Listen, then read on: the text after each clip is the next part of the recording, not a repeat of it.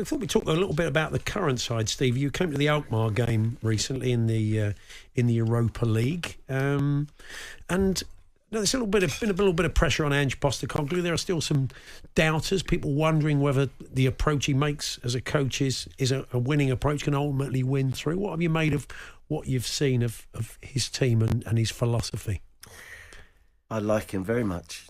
I've gone slightly off the boil. One of the comments I really liked was, "We will not stop. We don't stop." Well, I don't think that's quite happening now. So, for instance, 2-0 up at Brighton, lose 3-2. And all the judges are trying to put a reason for that. And I think they all missed it. We became a pass it and stand still team. We weren't that first half. No. We passed it and moved, and passed it and moved. Push and run. And push and run. And Bill Nick's, we're talking about Bill Nick, movement creates more movement. When someone doesn't move, you've now got a problem. And you're going to get closed down and call it high press or whatever it is. So was that complacency, Steve? You think they thought they'd got the job done? Or was it a mentality thing? Or did they just forget the basics of what he told them to do? Not sure. I've never been in the dressing room. Why should I be? I look at leadership in such situations. I don't really see a leader. No. That's been a criticism. That's the thing. People are looking for in those moments, there are players you look to. Because what you see with this current Tottenham side is often a momentum shift. What they need, Paul, is a Steve Perryman in their midfield. Stop it. Well, he said he's 73. I think he could probably get through the first half. Well, even at 73, I think he'd give it more energy and motivation. But there has to be a player you look to, doesn't there, guys? There has to be a player that you think is the one who's going to say, all right, deep breath. Right, all right, a Dave Mackay, say. Yeah. But they don't grow on trees, do they, really? Absolutely. And you don't want to be liked, you want to be respected. Yeah. Because if you're just there to be liked, you're saying things that people want to hear. Well, I've come up through the Bill Nick, Eddie Bailey years, and Keith to a certain degree. So you have to say it like it is. You don't see players having a go at other players. You don't see enough of that. They should be prepared to do that and call each other out on the pitch. You're not seeing enough of that. We played Chelsea one year 4 times. Rudiger bullied the life out of us. Yeah, I remember. Yeah. I mean, bullied us. No one stepped up, stepped forward, said, "Oi, come and do that to me." Yeah. And that's all part of the game. You know, when you build a team, have we got enough left? Have we got enough right? Have we got enough height? Have we got enough pace? Have we got enough legs in midfield? Have we got enough people to put their foot in? So look at all the great teams. I mean, was say the '66 World Cup team, was George Cohen, did he look good on the ball? Actually, no. Nobby Stiles, worker, of course he was, but did the work for others. Yeah. And it's about how that all blends together. It's a balance, yeah. It's a balance, and the captain is part of that. And that's what I don't quite see. It's a captain that leads by example in Sonny at the moment. Sure, so I understand that. There's a lot of people that suggest that maybe Christian Romero's the kind of character would be the leader on the pitch, but you don't really see signs of that when he plays, do you? No. He's too hot-blooded. You can bank on him to be 100% for 90 minutes. Yeah. And then in extra time, he'll do something stupid. So you wouldn't necessarily look to him for leadership because he can get himself sent off at any minute, potentially. I think Van der Ven. Yeah, potentially. Remember, I was made vice-captain at 21. Yeah. And that was when Martin Peters failed a fitness test against Lynn Oslo. Okay, he was probably 6 up already. So Bill Nick came in and named the team and said, Steve's the captain, and from tonight he's the vice-captain. Yeah. So he said, win, lose or draw, my office tomorrow.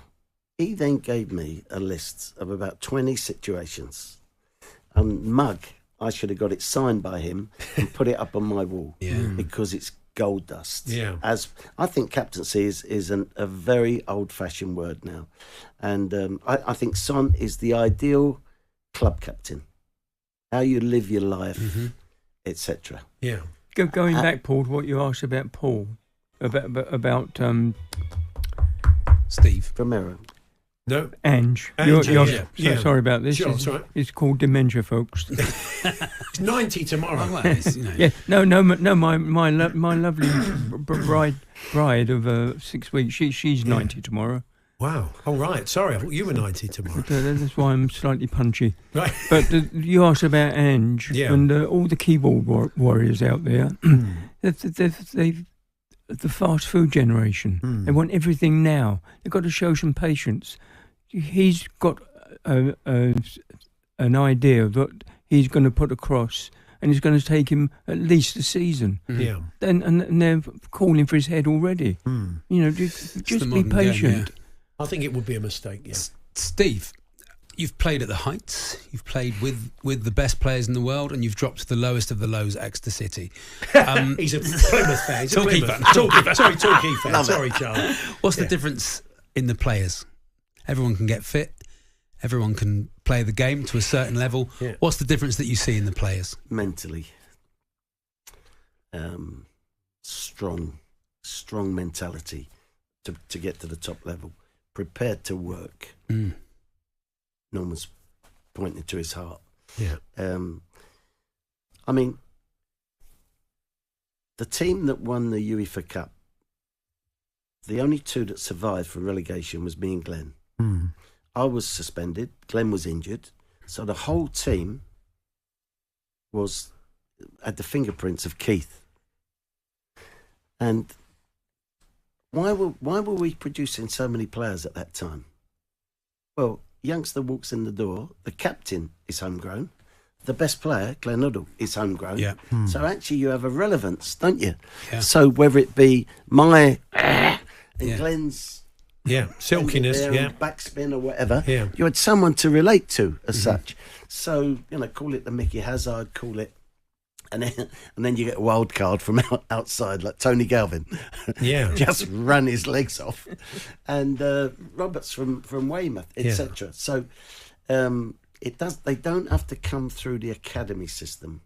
I spoke to someone the other day at a Premier Club, and I said, how are they in training? He said, world class at keep ball. Okay. Do you do keep ball every day? Every single day. What's the problem then? Don't know standard football. Don't know standard play. Right. And, for instance, you pass the ball back to your goalie and you know he's going to be under pressure.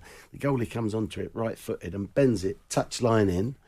And if you had to guess now where that's going, it'd be about 10 yards in field and 10 yards in your own half. Yeah. That's...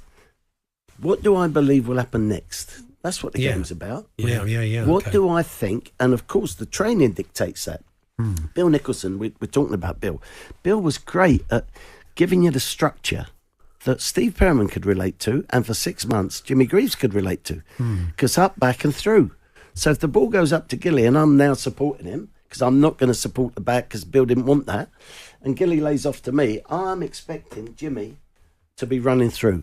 And if he didn't, Bill Nick would be on him. Yeah. Sure. The great Jimmy Greaves. Yeah. And he's backing me up. A major change here, Steve. You have to have an ability to listen to those instructions. Yeah. And I think that's undersold. Just want to ask you a very quick question because we're out of time, but about Ollie Watkins, who you work with, and Charlie just asked that question about Exeter, what sets players apart. And you had him at Exeter, you had him down at that level, and then there he is playing for England, starting for England. What was it about him as a kid? Nice kid. Proper young man, lovely family, worked his socks off. Didn't stop working. Might not play great, might be a 4, 5, 6 out of 10, but he would work. Could you see it, Steve? Then did you see? Absolutely, yeah, absolutely. And I heard David Pleat the other day on a podcast saying that it wasn't until he went to Aston Villa, to Brentford maybe, that they turned him into a forward. No, he was a left winger for us, and we made him into a forward. So, Ollie still needs to be an out and out finisher. He probably needs too many chances to score his goal. Yeah, and he gets in good positions. He make great runs. His runs get him to the position. Yeah, and don't stop making those runs, Ollie. If I'm ever going to send him a message, it's going to be run to goal. Yeah, run to goal. That seems so obvious. Run to goal. Yeah. Well, Brilliant. guys, we're out of time. It's been lovely to see Really you fascinating. both. So nice to meet you. Pleasure. Sir Bill, the complete Bill Nicholson story by Steve Perryman and Norman Giller is available now, as we says, at visionsportspublishing.co.uk. And more power to you. And We just hope we've done him justice. yes, I'm sure he would have been chuffed. He probably would have said, "Well, what you written a book about me for?" Exactly right. Exactly right. Yeah. Paul Hawksbee and Andy Jacobs, Monday to Friday afternoons 1 till 4 on AM, on DAB, via the talkSPORT app and on your smart speaker. talkSPORT.